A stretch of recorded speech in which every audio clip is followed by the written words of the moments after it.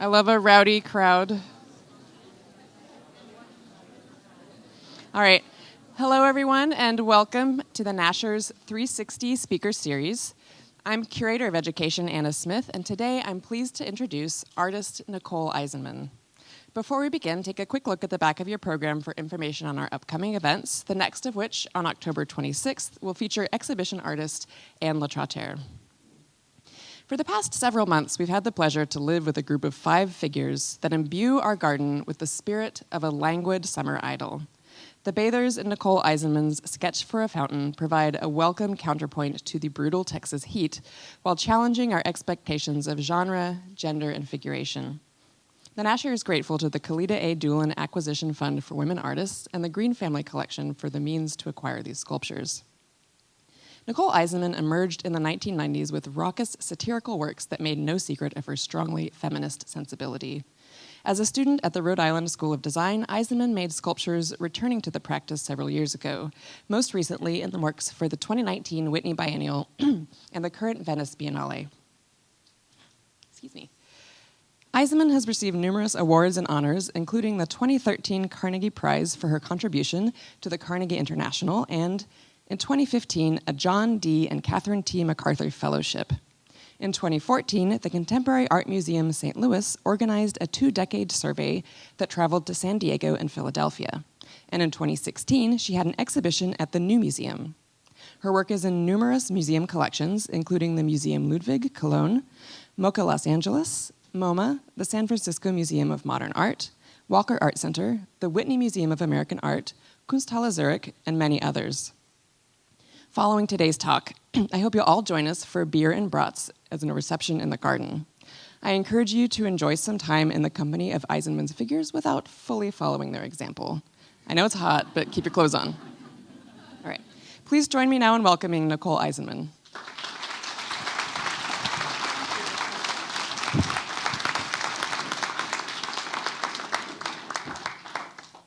Thank you. Thank you for that warm introduction, and it's an honor to be here, and it's an honor to have my fountain installed at the Nasher and have this be its home. It's a really big deal for me, and I'm couldn't be happier. I just went out just now to see it for the first time, and I'm really, it's big heart feelings to have it here in Dallas. So thank you, everyone who made that happen. You guys are just amazing, so thank you. So I'll tell you a little bit about the history of the fountain and my life as a sculptor. I think a lot of people know me as a painter, so I'm going to introduce myself to you today as a sculptor. I found a couple of images recently. I'm going to keep this talk to about 35, 40 minutes, just to warn y'all what you're getting. And we can do some questions after if you want. So I found some slides, some photographs that I had transferred into digital to show you. There are a couple of images I found through my best friend in college, Molly Bradford, had pictures of a project that we did together. And in fact, Molly really began this project, and I joined her in it. And this is from my freshman year at Rhode Island School of Design. It was Christmas break. We had a month off for winter break, I guess we call it. And the first week, everybody left, and Molly and I stayed in school, and everybody was gone. There was empty space. Everybody's like, a lot of the project rooms had been cleared out. So Molly and I found a project room and started dragging junk into it, like an old bed spring and broken furniture and this and that, and building these armatures. And then we went to the store and bought hundreds of pounds of plaster, and we actually stole a lot of plaster. That's how we were back then. We were little thieves. We would buy one bag of plaster and roll out of the store with 3 of them on the trolley. but we were students and we were on a limited budget, so that's how we did it. And we built these sculptures. We built about 7 or 8 of them in that week. And then we left. We both went home for the holidays. And a couple of weeks later, they were discovered by somebody at school. And we almost got suspended. And our parents ended up cleaning up our mess for us. Like, they had to pay the school to have them demolished and thrown away. And we made a big mess making them, but you can see, and then we were painting the sculptures, and they're pretty malformed, but it was really like amazing for me to discover that she had these images from 30-something years ago. I hadn't forgotten about it, but I forgot what they looked like, and I forgot how good they were. They were really felt, and it was a project born out of friendship, and that was a really important aspect of it, is like learning at that point in life, at the age of like 17, 18, that art didn't just happen on a piece of paper in my bedroom or an art class in school, that it was a social activity and that you could think bigger and make bigger. And that's, I don't know. So then I went through RISD as a painter, and I graduated, and I came to New York, and I dabbled in sculpture in the 90s. I never fully committing, but then in 2011, I was offered to do a project space in London at Studio Voltaire, and I said, I can't do a painting show. I have like 3 dealers, and between the 3 of them, there's no room to do institutional, like give you a new show of paintings, you know? So they said, come do something outside of your regular practice. And I like remember this sculpture thing from way back when, and I asked them to get, 1,000 pounds of plaster and $700 worth of 2x4s, and I went there and I built these. I spent 3 weeks there, and I was building like maybe 1 every 2 days or so. So I ended up with about 15 or 16 sculptures, and this was the space after it was cleaned up. It's an old church in the south of London. And this is a little bit about the process at that point. I went to London without too much of an idea of what I was going to do. On the airplane over, I made some thumbnail sketches of different gestures, maybe, I was interested in building. But so when I got there, I had a couple of assistants, and we were pulling tarot cards. And we would like talk about the tarot cards, and we would decide on the gesture that day based on the card we pulled. This is what I was in. So this is Jack, and he's posing as the Knight of Cups. And then we take this gesture inside, and that's Flo was posing, the gesture evolved, and then it ends up this sculpture. So that's kind of how it went every day at Studio Voltaire. And then this one, there's some similarities to some of those sculptures from RISD from 1982. Or in 1981, maybe. Yeah. No, not that old. That would have been 1985, I guess, back at RISD. And Jack's working in this space. And doing some of those same things, like pulling old desks and mattresses off the street and integrating them into the installation and working that way. The space really had this feeling of being a workshop. And then all of it ends up at the end in the dumpster, although I did save a couple of pieces, and they weren't very well, I built the armatures in half a day, so they're delicate pieces. They're big, heavy, delicate pieces, which is not really what you want in a sculpture. But then came Münster. So Caspar Koenig had seen this work at Studio Voltaire and was really interested in this idea of like this kind of presenting a workshop of sculpture, like building these things in situ and presenting them there. And he asked me all the way back, in 2012, I think, for a proposal for Skulptur Münster. And this is a show that he has curated over the course of 50 years. He started doing it when he was in his 20s, and he does it every 10 years. And the last one he did when he was 75, and that was the one where I presented this piece that's now in the sculpture garden, or a version of it. So this process was, to me, it was really interesting, thinking about public art for the first time and context, and thinking about how the piece is used, who's in relationship to it, depending on the neighborhood. Münster, the demographic of Münster is pretty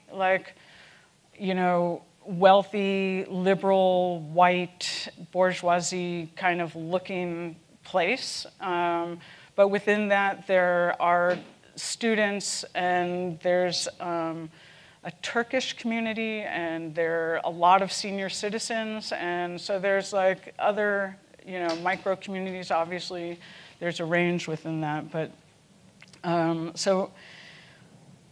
thought a lot about context and how you want to approach the work too. Is it something you want to get on a bicycle and ride half a mile to see and discover in the woods somewhere, or is it going to be more in an urban place in the city, and you drive by it in your car and you can see it that way?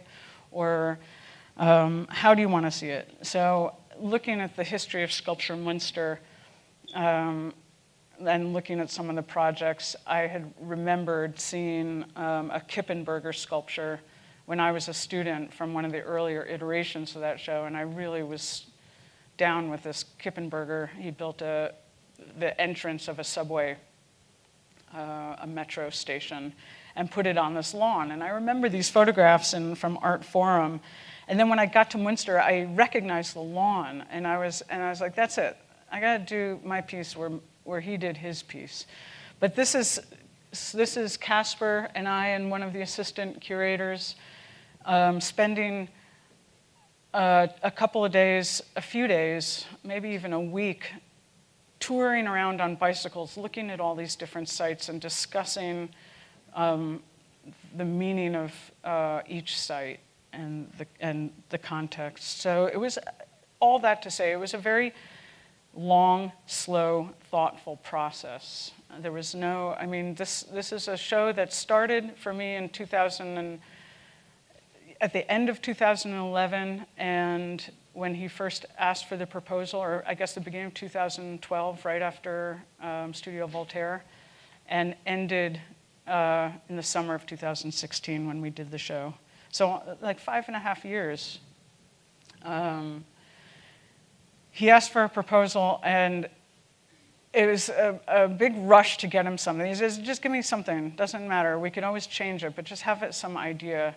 So I thought of this very kind of, the first thing that popped into my head is this idea of organizing figures around a body of water.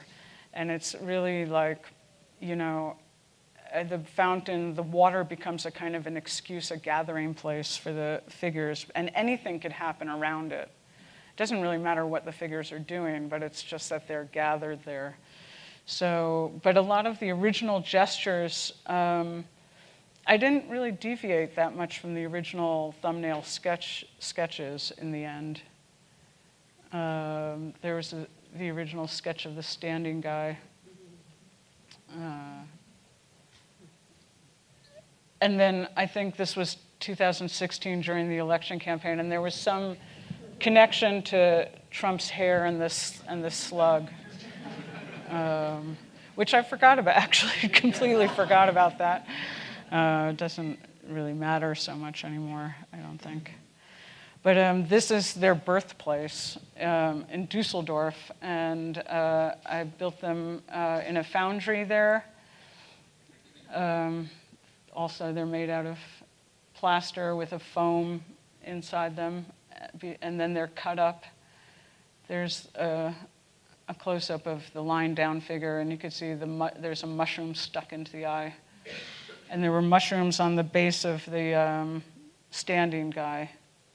Some of them are homemade, some of them were real mushrooms that were cast, and some of the garbage pulled out of the river. Now I have a little video to show you, and I can kind of skip right in. How do I do that? I just press play. All right, so I hope this doesn't make you too dizzy. I'm not going to play the whole thing. I mean, I think this is just to give you a sense of place. The lawn was really elegant.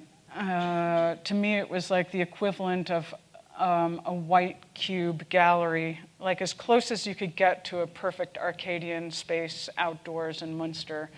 It had a backdrop of a hill, which at some point in Münster in the 70s and 80s was a gay cruising area. And so that was a nice kind of connection also for me for these pieces. But it's on this ring. If you remember that map I showed you of Münster, you can see this big ring. It's a big grassy park that goes around the center of the old city. And it used to be a wall back in the Middle Ages when Münster was a walled city, and then the wall disappeared, and now it's a park. But you can get a sense of just, yeah, what it looked like. It was, this video must have been shot very early in the morning before a lot of people were out using the space. All right, I'm gonna continue on. So the show opened, and this park, this lawn is in a residential neighborhood, and there's a school nearby, and a lot of the kids would come after school and hang out, and people would come hang out in this park and make little barbecues. They'd bring little hibachis and make little barbecues, and it was a social space for this neighborhood. And there was some concern I had about interrupting that social space by putting this there, but then maybe it balanced out because it's also, kids could get in the fountain and splash around, and indeed they did, which made me really happy.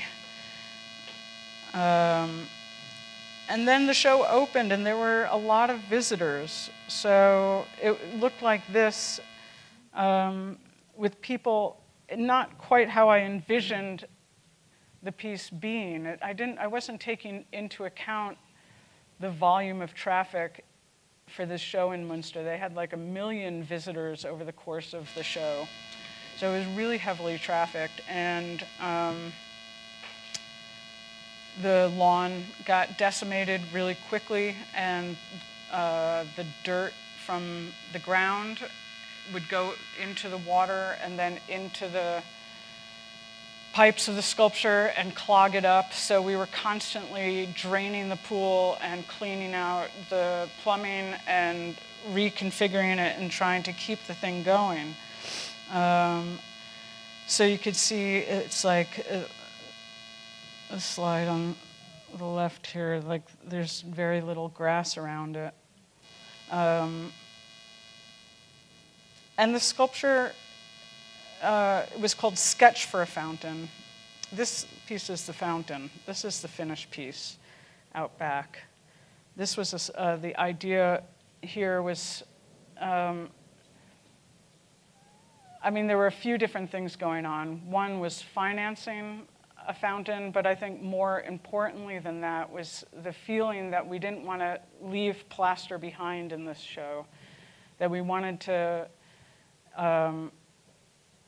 see what it would be like to have these plaster figures outdoors for 4 months and see how people lived with it. And the plaster the plaster fell apart, and it was really like watching a body decay. The sculpture is made out of porous materials, and the porous materials age like humans do. So there was a kind of thing happening in not very much time with these things falling apart. And then, of course, there was what people did to them, which is... Oh, there's some music here. I want to turn the music off. Okay. So this is a video I found on YouTube the other day when I was putting this talk together, and I hadn't seen it before, but it really shows you what it looked like after 4 months outside in a very busy show. And this was on a good day. I mean, the mud on a rainy, busy day would get so deep it was like Woodstock. Like on the final day, it was like, up to your ankles. And you couldn't sit down by the fountain anymore. You couldn't even really approach it standing up without getting really muddy. So the sculpture, in a way, like drew people to it and then also kind of pushed them away at the same time in a funny way. Do you want me to use this? Is this not working? Hi. Oh, okay. Let me see. Maybe I just raised this up, though. Yeah? Should I start at the beginning? Did nobody hear what they said? All right. I don't know. I'm going to try to hold it. All right. That's not working? All right. Anyhow, but here you see some really wonderful things happen, too, like the way this lying down figure is on this raft of grass, and it looks like a Dr. Seuss kind of scenario. And then you can see the sitting figure over there on the right. The head, somebody took the head off it, and now we have like one of the Skulptur Münster aides had to maintain the sculpture. I don't know what that is. Somebody left their blanket there. But anyhow, so that's that. Oh, and then there was this kind of sixth piece, which was this funny little box, which got decimated pretty quickly. But it's it ended up being pretty scrappy looking. But at the same time, the citizens of Münster really responded to it, and there is now like a campaign to raise money from small donations from the citizens of Münster to get this fountain back there. And they're doing a pretty good job, like getting the money together with really small donations. And Anton Kern and myself have sort of donated our part of it, and they're really just raising money to keep the fountain, to produce the fountain, to build the pool, and to keep it in perpetuity to have a nest egg to maintain the piece. And they're getting there slowly. I hope they do it. It'd be nice for me to have it there. So I came back from that experience and continued the exploration into bronze. And here's some examples of some of the smaller works, just playing around with the material. And my feeling about bronze is that it's such a kind of staid material, and it's so steeped in history that you have to really push the material to make it do something that feels contemporary. Otherwise, your piece just feels like a big tchotchke. So some of this stuff. And at the same time that I've been doing sculpture, when I got back from Münster, I was painting at the same time. This is one of the paintings I came up with in 2017, in the beginning of 2017. It's called Dark Enlightenment, and it has this kind of black sun dripping. And I made, so I've been flip-flopping between sculpture and painting, and as I have been for a while. So then this piece I did at the Secession was a kind of sculptural realization of this black dripping sun. It's a disco ball that goes up through the roof of the Secession. And then these guys, my friends in gelatin, poured the paint down the pole and poured the paint all over me, who was sitting on the sofa reading poetry while this was happening. Bernadette Meyer's poetry. Oh, there I am.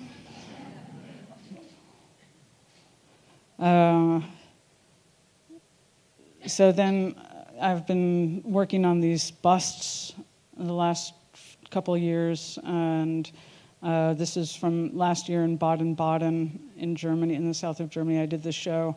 I painted the plinths, these kind of candy colors, because the space felt very anemic when I got there, and it just felt like everything was getting kind of washed out with this intense brightness of the space. But some of these sculptures have popped up again recently in other works and other venues. So here's a piece titled The General and a piece titled Scherpsen in their natural environments. So these are Photoshop. A lot of this stuff is like, I make the sculpture and then I Photoshop it into what feels like it should be its natural environment to sort of flush out its personality for you. So the idea, like, the general seems like a Vietnam vet with PTSD, and he's like out on the bench, and then Scherpsen's in his bedroom, his very messy bedroom, and here's these guys on the right are, I think they're titled Goth Kids. They're in a cemetery. The eagle is at the 9/11 memorial. This fountain is collaged into the vice presidential home in Washington, into the living room there. So when I was making these sculptures, I tend to do this with my sculpture more. I mean, I don't do this at all with my painting. But with the sculpture, I very much anthropomorphize these things, and they kind of, I think starting with those works back at RISD and really realizing this was happening at Studio Voltaire when I was working on these bodies, is that there's a warmth to the plaster, like it literally heats up. And when you're smoothing it, you're almost like massaging a body into shape. And there's a really a feeling of like bodily connection, and it's sensuous. I mean, it's not without, it has a kind of sensuous quality building sculptures in this manner, and it's really lovely. I mean, I don't know what to say, but all of that to say is that they do have a kind of personality, and I think when I went to make a catalog about this piece, and I was thinking about how I wanted to frame them and talk about them, I thought about like who are they? What are their personalities? So Hannah Black, who is a very good friend of mine and a brilliant writer in New York City, wrote the essays for this catalog, and together, she's an astrologer, so we came up with their times, their birth times, based on when the metal was poured into the mold, and then made an astrological chart for each sculpture. And it was just a way to frame them, to flush out the personality. And then she wrote essays kind of fleshing out what these things are in the world, what they mean in the world. This is the king and a sculpture called Econ Prof, and it's the same piece of material. After it was cast as the king, I took the head off and flipped it upside down and cut the nose off, and it turned into that guy. So they're reusable, you know, they're kind of like can have more than one life. They're kind of reincarnation. Here's some quick sculptures made out of styrofoam, very simply cast into aluminum and collaged into a Eastern European landscape to give them a kind of feeling of monumentality and relationship to Eastern European monumental sculpture. I threw this one in for Arthur. Arthur, where are you? You're out there somewhere. There he is. Arthur Pina curated a show last year in Dallas in a one-room cabin. I don't know what's the space called? Shotgun? Shotgun House. Yeah, okay, so I did a show at Shotgun House, and I just showed this one sculpture, the egg eater, and it's aluminum with paper pulp. I've been working with paper this last year. And so I'm going to go through, I want to tell you about this last project at the Whitney, and I'll try to go through it really quick so y'all can ask some questions if you want. I was thinking about the roots of this project, and I was thinking about how I have been making drawings and paintings of kind of dejected people walking for a long time. This is a tiny little 2 by 2 inch etching I made at some point in the 90s called Relationschlepp. Another drawing from the 90s, some like unhappy looking person. A painting called European Painting. This is called The Triumph of Poverty. And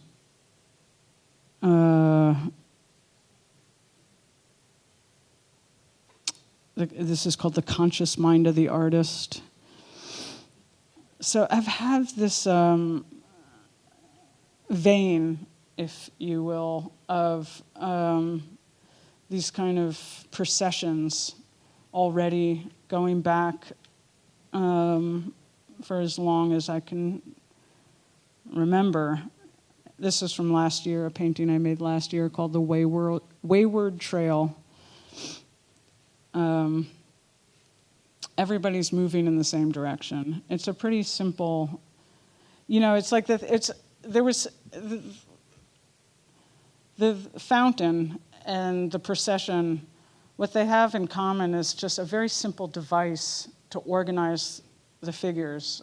So with the fountain, it's this pool. So anything could happen around the pool. And with the procession, anything could happen within the procession. All the figures are facing in the same direction. That's it. It's really simple. And within that, you can build, it could be an endless sculpture.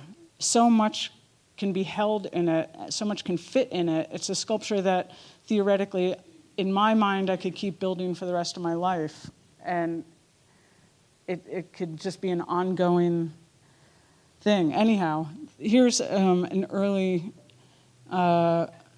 sketch for the procession. So I was approached by the curators of the Whitney to do my piece.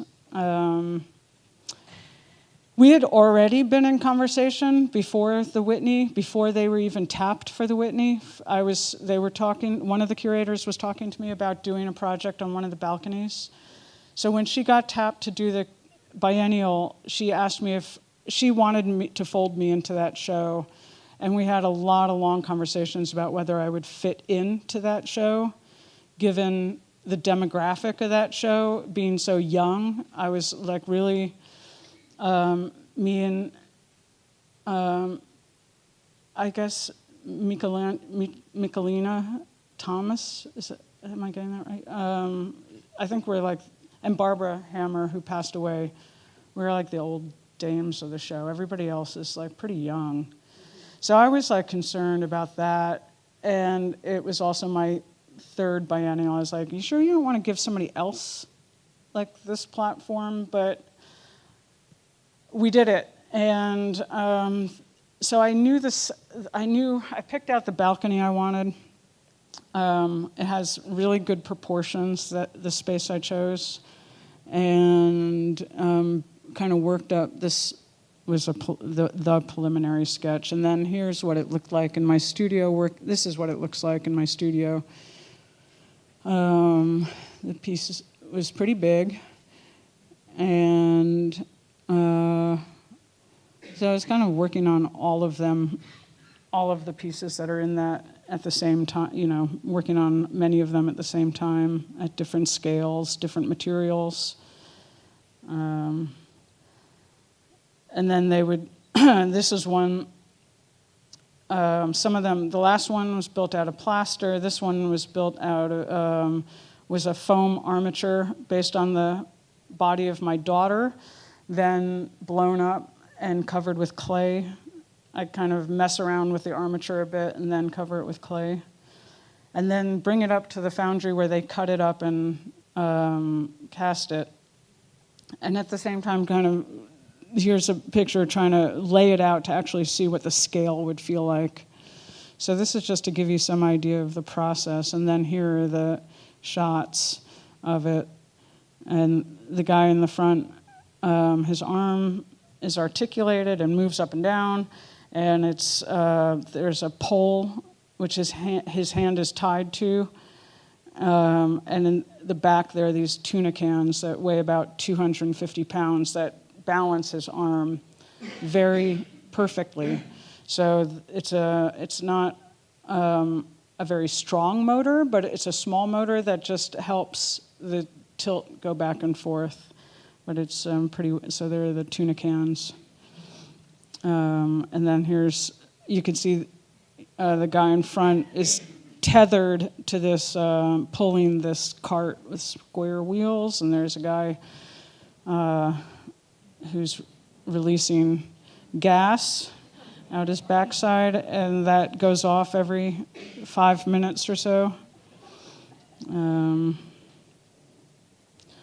And some of the other sculptures, this one in the front is called Man at the Center of Men, and it has these garbage can lids with mirrors inside it. So when the sun twice a day will hit the garbage cans at certain angles and reflect off the mirrors, it lights his face up, which is silver-leafed. So his head becomes like this ball of fire, like for a few seconds every day. And then in the back, the pole bearer. This is the one I showed another picture of. So that's bronze, and it's holding a fiberglass flagpole.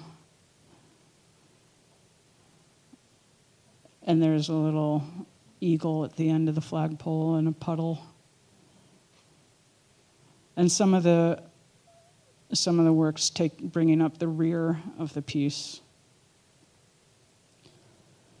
Yeah, I mean, I just finished this, a few months ago, so it's still pretty fresh, and maybe I'm still processing what that piece meant. And I think it was born out of an idea of togetherness and community and walking together, and what that metaphorically means to me, to walk together. And it's not something that just popped up. It's something, like I showed you, has some deeper roots in my practice, this idea. It's a funny piece. I think the farting guy was making people laugh, but it also has a heavy feeling. I think when you're in front of the piece and with it, it has, the big figures really kind of come over you like a wave that's going to crash. They almost feel off balance, this front guy. And it's disconcertingly large. And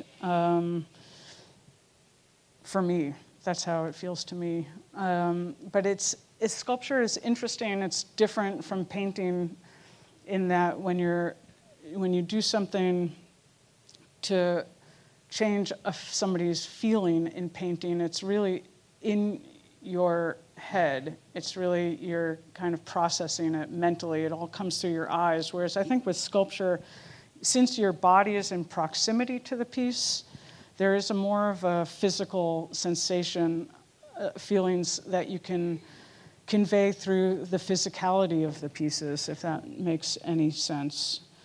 I think Arthur interviewed me for the Nasher newsletter or magazine recently, and I think I was talking to you about like this feeling I have of, I think people ask me about painting and sculpture and how I flip back and forth and my feelings about these two different practices, and I always think of painting as being like from the neck up and sculpture from the neck down, like that there's something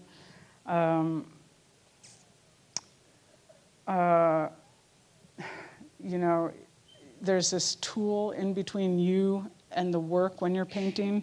And the painting it's like the leap of faith. You're looking at a picture. You're having to use a little bit of your imagination when you're looking at a painting.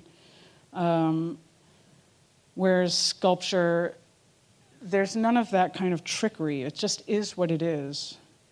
And so there's no sense of removal of like looking at of processing an image. You're not processing an image. You can actually touch and sit on and be in a spatial relationship with the thing. So, yeah, I don't know where I'm going with that, but that. So there's that. And here is a materialist. So, I mean, for me to get out of oil, oil paint and this practice that is very solitary and very difficult, and I like hold my head and I'm like racked. I have to like rack my brain for ideas and research and read and write and draw and more racking my brain for ideas. Like that's always how, at some point, painting always feels like that for me. And I love it, and it's challenging, and it's really a primary part of my practice. But for me, sculpture is just like you go in there and you blop, blop, blop, and it's done. It's kind of dumb. It's kind of like there's a kind of stupidity to it, like the way our bodies are kind of dumb. So that's what I got for you. I could pass the mic around, and I could answer questions if you want. I also told you a lot, so is that it? I have one more slide. This is a painting I made when I was moving back into painting after a year off of painting, after doing the Carnegie. I did a show at the Carnegie, which I kind of skipped over in this talk, but moving back into painting and taking up sculpture as the subject matter of painting. But I'll leave it at that. Or I'll leave it at this. Yeah, okay, there.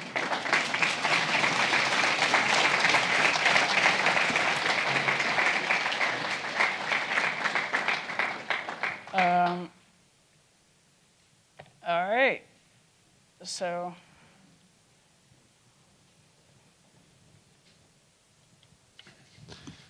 Thanks very much for your presentation. It was great.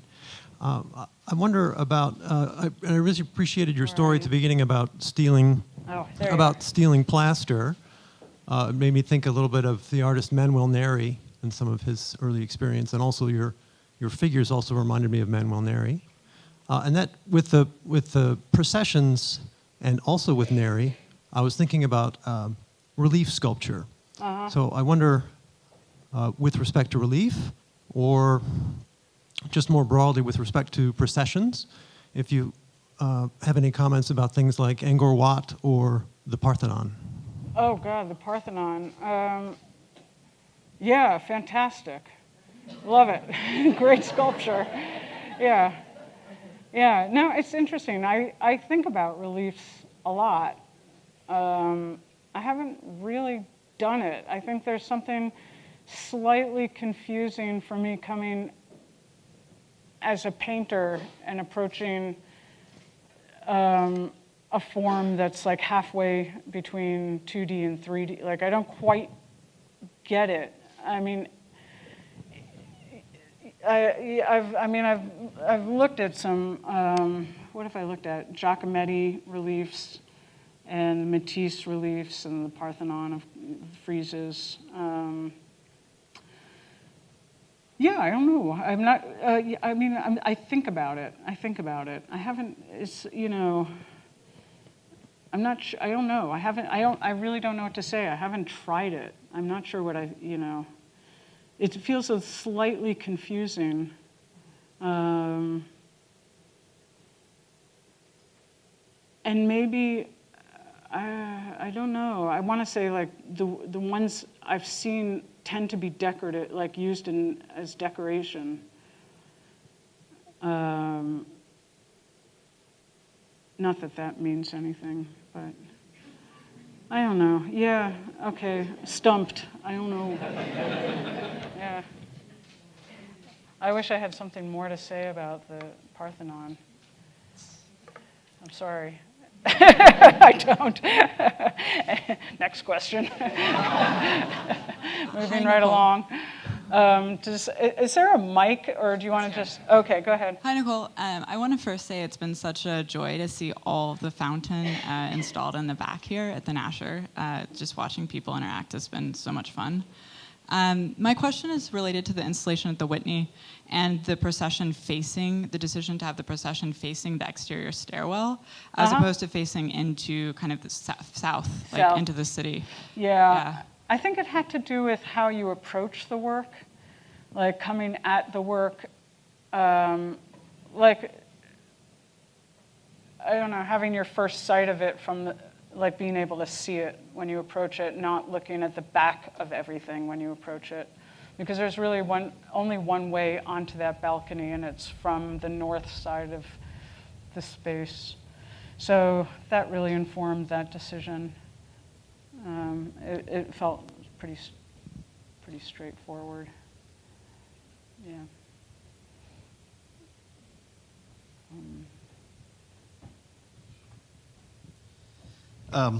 There's a woman back there. They gave me the mic, so I guess I'll go ahead. So listening to you today, you talked a lot about your processes, and you really didn't have like a heavy-duty kind of theoretical basis that you talked about. So do you see yourself as more of an expressionist of sorts, that kind of reacting to your feelings and places and moments and how you respond to kind of the times you're in, more than being, or where do you see the core of your work, just kind of a reaction to things? And because your earlier work was kind of feminist. I mean, it's not, there's no core, I could tell you that. There's no fixed place I could tell you it comes from. I mean, I think, our identities are fluid, and I don't just mean in the way we talk about it in 2019. I mean, we were born infants, and then we became toddlers and children and young adults and spastic young adults and then responsible adults. And then we start aging into mature adults and old people. And I think there's never a point where, it's one thing. And I think a lot of my feeling about moving around in different materials is really connected to this idea that it doesn't have to be fixed. Like, it's not expressionist, it's not reactionary, but then it is also that. I mean, I think there's so many ways to read a work. I mean, it could be, you can look at it from a socioeconomic vantage point. You can look at it from a psychological, Freudian vantage point. You can look at it in terms of its like monetary market. You can look at it in terms of its like spiritual connections to spirituality. I don't know. There's so many ways to read a piece, and I think that's because all of that stuff is in there. It's not reducible. And I'm not saying that my work is so infinitely deep and interesting, but I mean, not any more than all of our works are, you know, everything we do. So, I mean, I'm looking at, I mean, I do have I have a rich inner life as much as a lot of us do. I also read the paper every day and I know what's going on and I have feelings about the world, and I think that stuff goes into the work. To say it's expressionistic, I mean, I think my work, maybe if I was going to make this dichotomy, I would say my work back in the 90s was a little bit more reactionary. Like I was reacting to how I saw the world and how I felt about it and but I needed to see in it. I like to think that this work goes beyond that into the idea of you know, what's the opposite of reactionary? Like to create something new, like to make a proposal for another way. Like the proposal involves touch and feel and the handling material, having my imprint, my fingerprints in it, having that be a way of communicating to whoever looks at it, that there's a kind of a connection that gets made through touch, and the idea of community. I don't know, these are all ideas that are sort of packed into the work. But that's a hard question. Somebody asked me an easy question. You got an easy, this guy with the yellow shirt had his hand up a lot. Thanks. Well, I'm going to ask you about a word that was in your bio. You didn't mention it at all, but I'm trying to understand the emerging queer aesthetic that I see in the arts today. Now, I'm approaching it through Taylor Mack, the performance artist who did the 24-hour history of American pop song. Mm-hmm. There's a book that shows Taylor Mack standing on the shoulders of Charles Ludlam. When I look at your piece, The Procession, mm-hmm. and I see the phrase queer in your program notes, I'm wondering to what extent am I seeing this emerging queer aesthetic, if at all, and is your work somehow standing on the shoulders of performance artists like Charles Ludlam, Taylor Mack, Laurie Anderson? The list goes on. I love that idea. I mean, I never would have. Should I use this? I wouldn't have thought of myself as standing on the shoulders of Taylor Mack and Laurie Anderson, but that sounds great. Those are good shoulders. I love that. Good shoulders to stand on.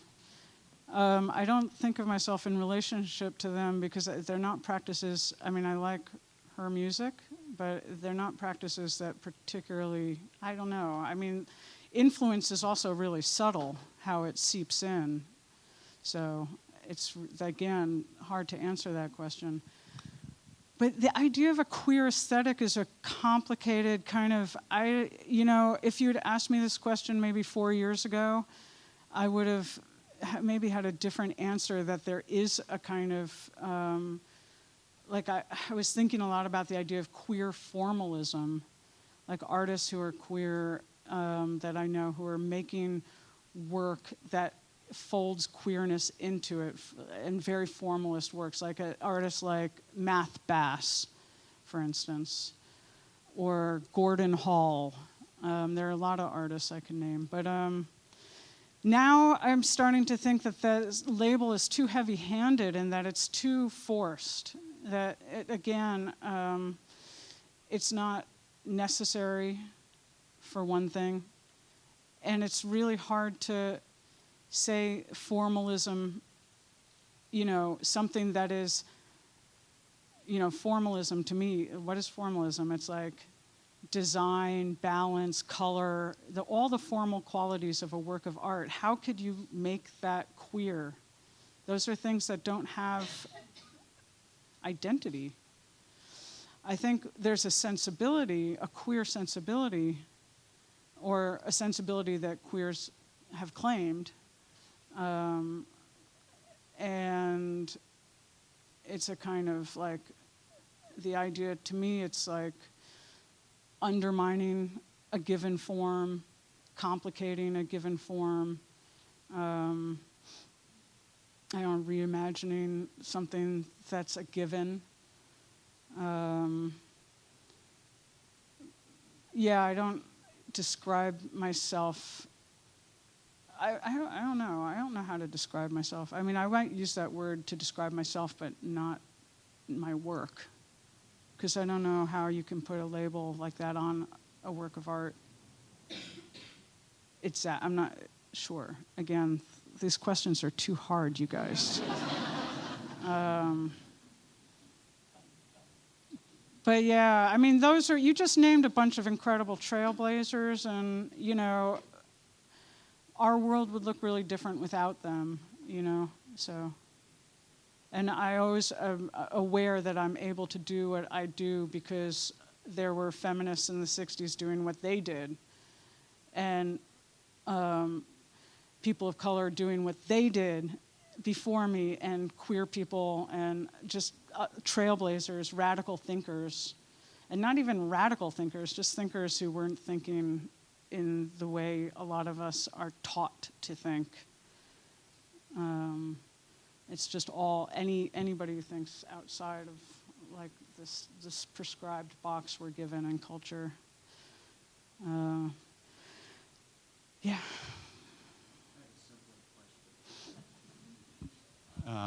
Could you talk a little bit about the importance of humor in your work?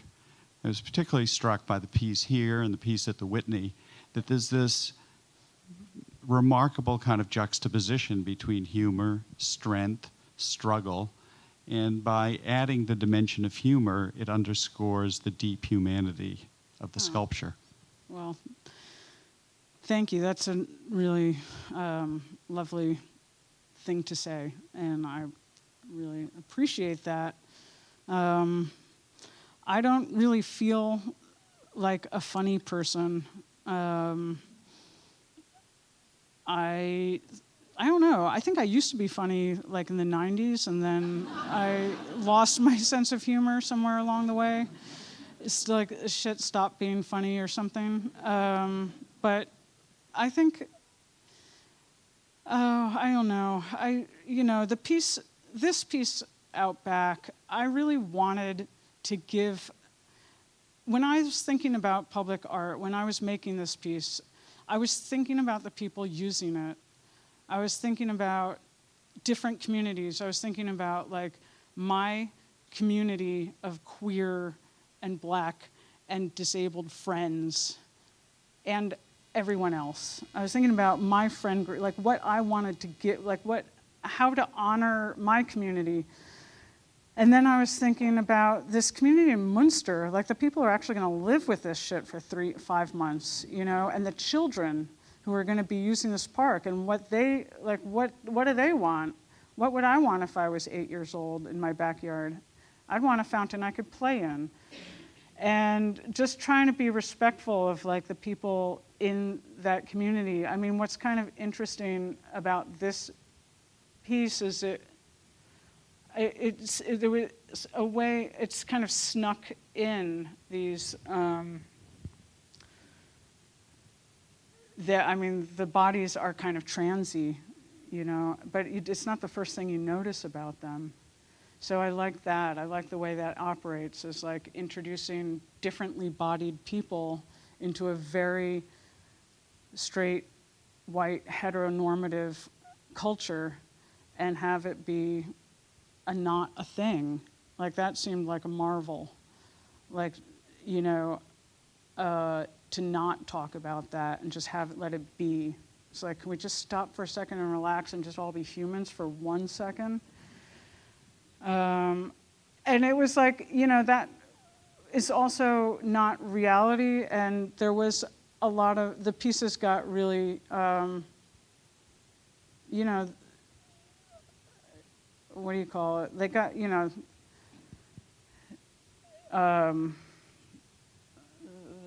I'm having a little, I'm like now in this reverie of remembrance that the pieces were graffitied and cut up, and somebody came and like painted swastikas on them and penises all over them. So it's like it didn't end so pretty. But it's a kind of experiment. I don't know. I don't want to say it was like a kind of an experiment in trust with the citizenry to see how people would react to these queer-ish bodies by a Jewish person in this city in Germany. And I don't know, you know, it's like it kind of worked and then it didn't, which is like life. We kind of work and then we don't. And as a society and culture, we work and then not really, depending on who you are. So that's, yeah. It was interesting.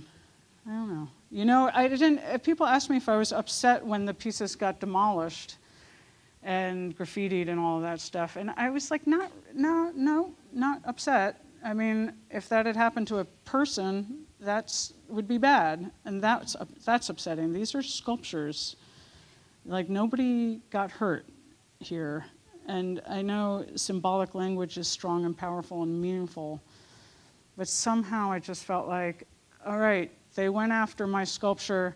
Maybe that means that night they didn't go after the, you know, Middle Eastern immigrants who were living in a house across the street from the sculpture. So they, you know, yeah, complicated. Do you have another? Yeah. You were one of a handful of artists who threatened to withdraw their art from the Whitney over a vice chair who had profited from like tear gas and other things. Right. Still, a lot of museums have wings devoted to like the Sacklers and the Koch family. What responsibility do these institutions have to like vet their donors and their members? And should more art be publicly funded across the board? Yeah, I would say they have a responsibility to vet who's on their board. And I think, you know, I mean, I think the class of people that support the arts have a responsibility to the public. You know, I think on a lot of different levels. I think about other models of philanthropy where it's not pay to play. Like maybe you give the money because you're doing a good thing. You're not giving the money to have your name in lights over the museum. You know, it's like in New York now, you go to Lincoln Center to hear a concert and you walk underneath the Koch brother, you know, one of the Koch brothers. And I'm sure, whatever. But like, really? Just give the damn money. You don't need your name on it. You know, that's my feeling. That's my feeling. I think if, I don't know. I don't have any answers. I do wonder if Candace had just taken his name off the museum and stepped off the board, I would still be really happy to take his money, you know? So I'm not against like philanthropic giving. It's just how it's done. Yeah, and I do think museums should probably start looking a little bit more carefully. And I don't have any answers. I just know where my line is, like what I can take. I can't answer for everyone else. Everyone has to decide where they draw their line because, you know, who supports the project is part of the project. It becomes the plinth on which the sculpture stands. It's folded into it. So it's like if you're making political work, it is hypocritical to then, it feels, maybe not hypocritical, too strong a word, but somehow dirty or just not quite right to be then letting yourself be supported by this. So that, in that case, it felt very clear to me. But it's like there's no prescription, and it's something as a culture we all have to figure out what we want, how we want to do it. And I think there's a lot of, I think there's been a lot of fear on in art institutions that the whole thing is gonna, that people are gonna get scared of giving money and being part of this project together, and they're gonna, not give the money and not be part of it, and the arts will dry up, and it's like the French Revolution is starting, but it's not. That's not going to happen. I don't think that's going to happen. I think it's just a matter of like a conversation. To me, it's an opening salvo of a conversation that it's time to happen. But that was such a mess, and it was very upsetting for everyone involved. Nobody was happy with it. Yeah. Anyhow, on that delightful note.